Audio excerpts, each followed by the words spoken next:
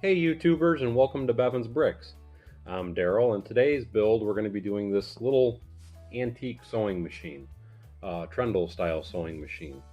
If you're not familiar with these, what it is you're supposed to push the little foot pedal, and as you push the foot pedal it'll start making the arm on the end speed up. As a matter of fact, I have one of these in my garage that I plan on restoring at some point in my life. This is modeled after a Singer sewing machine, and it was all black. As a matter of fact, the one that I have in my workshop has gold lettering right here. Obviously, I can't get that detailed with the build, but I hope you enjoy it anyway. I'm also, just to point something out, because a lot of people will say that this is an illegal build technique, which what I'm talking about is these legs right here. So I'm going to show you how to build it with this method of leg that you see here, and then I'm going to show you another alternative you can do, because like I said, I do know some people don't like that technique for putting a brick together, even though to me it works fine. And to me, I like how the feet look. It looks more authentic than the other alternative build, but I will show you how to do both. Okay, here is all the pieces that you are going to need to build it my way. Like I said during the video, I will be doing an alternative version if you do not like my build method for the legs. Because as I said before, some people would consider it an illegal build technique, so I try to show alternate methods when I do have something that someone might consider an illegal build technique. Anyway, what we're going to do, I hope everybody had that paused long enough to get all their parts so they can build this together.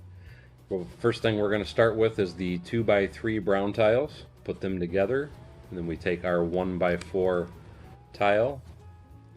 We hold those together on either side like so. And this is going to be our tabletop. And we put our 1x3s on either side of that. Now that you have that, we're going to start working on the sewing machine itself. We're going to put the black jumper brick on that end and the light gray jumper brick on that end. Now on the black jumper brick, we're going to take this piece and set it there. That is the base of the sewing machine. And then we're going to take our 1x1 round plate, put that there, and then our headlight brick and put it there on top. And we're going to take the coned black piece and put that here.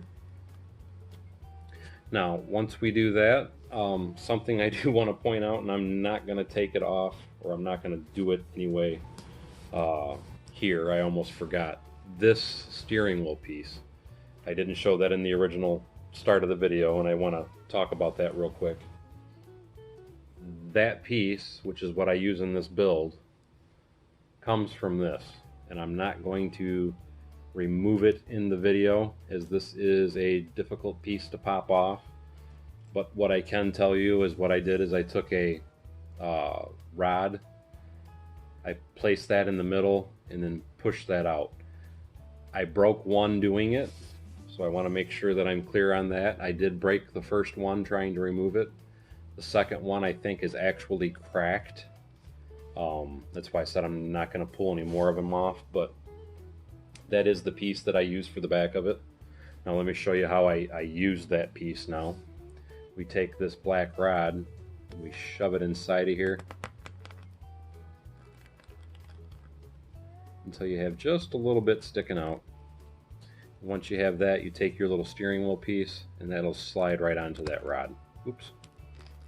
If I can get it to push on there anyway. And then once you do that, you got to pull this cone piece, and it's not cooperating with me. There we go. Back out a little bit, because you got to make it flush. Anyway, let's put that back on there. So now we are at that point. Now once we've got this point, we take one of these little handle pieces, if you will. I don't really know what else to call them, the lever piece, and I pull that apart. I guess I should have done this before I started the video. Anyway, there we go. And then I try and get this as centered and up and down as possible.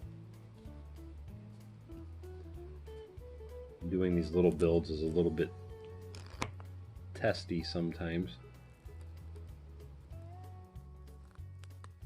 And you can probably hear my furnace running in the background, so I'm sorry about the background noise.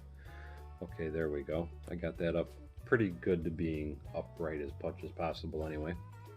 And once I do that, I'm going to take this and I'm going to put the bigger end up top and the small end on the bottom to represent the needle. So we'll take that and slide that in the middle of there. We'll try and square it up. There we go. And we take and set that back on top of there. And then now the last piece we want to add to the sewing machine itself, and I put this on there because to me it represented where you would put your bobbin of thread, is this little piece here with the little tip or rod that sticks out the center of it, and I put that right on top. So now the sewing machine for the build is 100% complete. Now we're going to start working on the underside of the build. So let's take, and you can do this either way. My particular sewing machine, I would sew from this side, so that's how I built mine anyway. Just to point that out anyway. So let's kind of turn that around. Let's flip it upside down. Hope that's still visible anyway. Now the first thing we want to put on is we want to take that piece there, since it flew out of my hand. And we're going to put that over here. If I can get it to go in. Like so. And now this piece is just for a little added extra detail.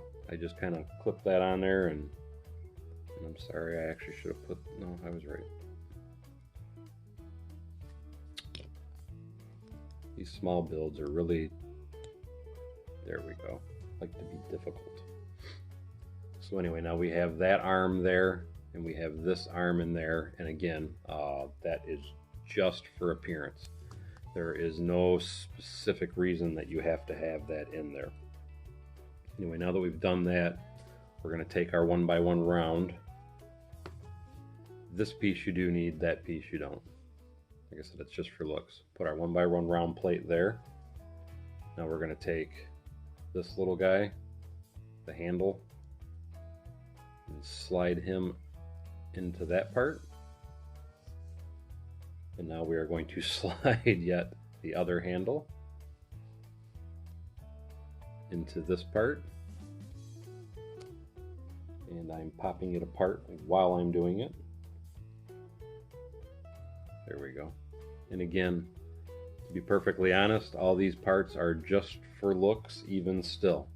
But to me it adds a great bit of detail to making it look more realistic. Now we take one of these 1x1s with the little claw on it. We pop that in next to that. So now you can see we are at this point. Trying to give you the best view as I can. I hope that's not blurry. Now the next thing we're going to add is the foot switch, which we just take these two here. We put that on top of there, and then we clip that. And we try and get it as centered to the 2x3 above it as possible, and put it on a slight bend. So that gives us our little foot pedal, foot switch there. Now once we've done that, this is the rest of what I call the illegal portion of the build. I take the little claw piece, and this is a little handlebar piece, and I put that in there like so, and kick it out a little bit. Hope you can see that. And now I take and put one on one end with my stud facing the center,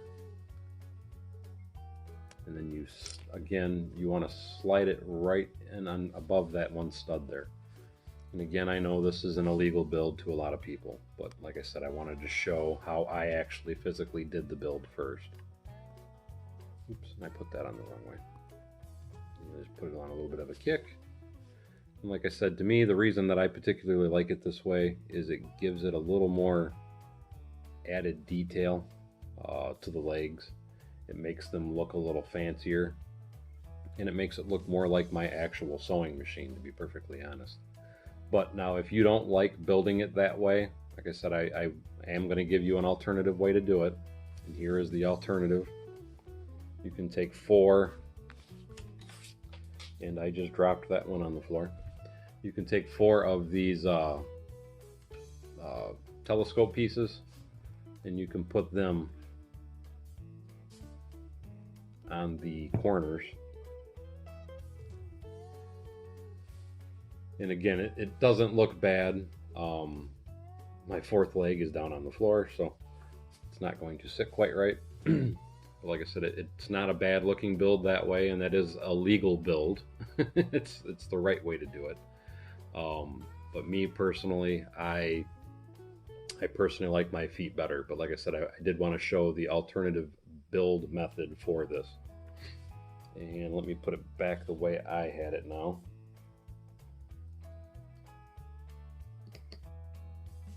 And here we have the completed build back the way that I originally made it anyway. Back for you to see it one last time.